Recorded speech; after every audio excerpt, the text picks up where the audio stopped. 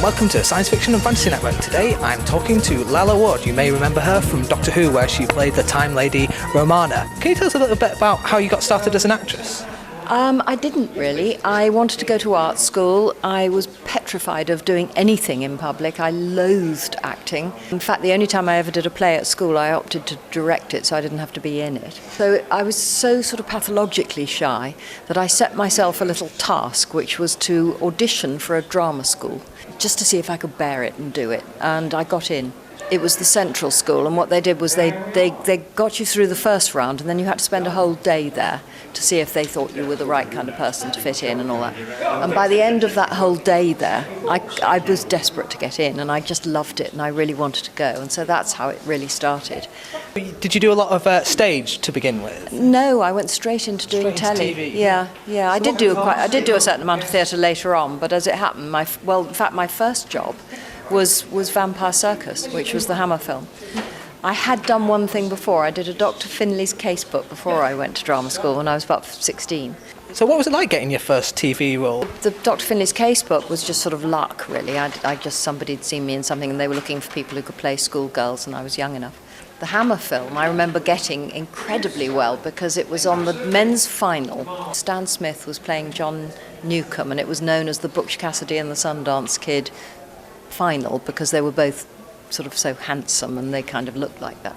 And I went along for this interview, and the director said, and the producer, they were both there, and they said,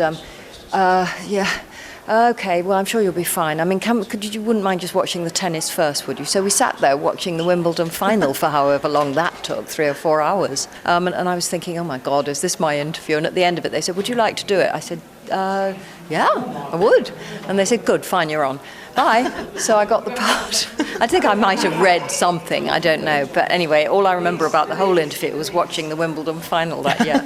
So later on, of course, you got into Doctor Who. You first did not play Romana. I played Princess Astra in the Armageddon Factor, and during the sort of time right towards the end of it, Mary was dithering with whether she wanted to marry Tam, with whether she wanted to do another series or not. And by the end of it, she thought, well, perhaps I won't. I'll go on and do other things.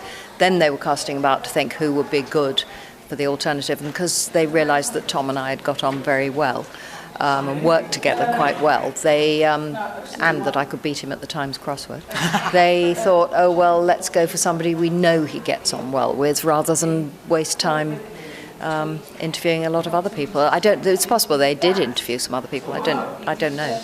But Graham Williams, who was the producer then, rang me up and said, would you like to come and have lunch? And I thought, oh, that's odd, but yes, okay, why not? Maybe he's got something else up his sleeve that I could do. And he said, would I like to do it? So that's how it happened. How did you feel taking over, not just from Mary Tam, but taking her part, essentially, her role, the same character? Probably exactly the same way that all the people who've taken over successive Doctors have felt, that yes, you're called the same name, but in Doctor Who anything can happen. And it was certainly true that the first episode I recorded, which was Creature from the Pit, I was thinking, oh my God, how do I be Mary Tam? And it really, you can tell, I mean, the costume, everything about it was me kind of a bit lost, thinking, how do I do this?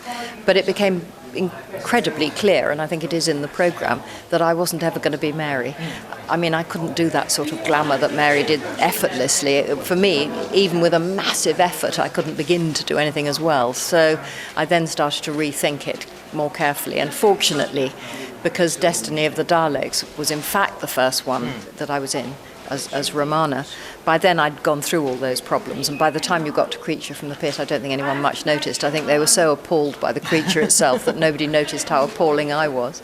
So you've returned to Romana in the Big Finish audios. How have you felt about developing the character further from the TV? Well, it's one of the lovely things about Big Finish. You can take all the stuff you did before, and you can go on. You can go on inventing yourself or reinventing yourself or being reinvented by successive authors. And I think that's one of the working on the Big Finish things, I have to say, is utterly wonderful. I just love them.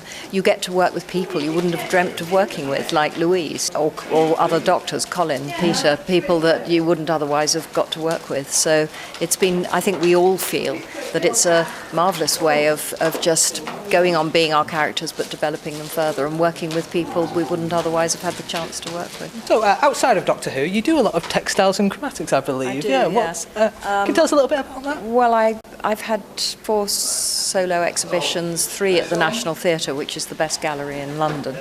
I make pictures out of fabric. I draw with a sewing machine, and sometimes, which means I simply use thread to scribble with, and sometimes I paint ceramics, and sometimes I combine the two. And what's next for you? What are you working on now? What I'm working on now, hugely, and I have been off and on for 25 years, is my role as chairman of trustees for a charity which is, we run Denville Hall, which is a sort of care home, residential home for older members of the theatrical profession. So I get to work with actors in a completely different way at Denville Hall, and I love it. It's a wonderful place. Where can people find that? denvillehall.org.uk. You'll find our website, and you can look at it there.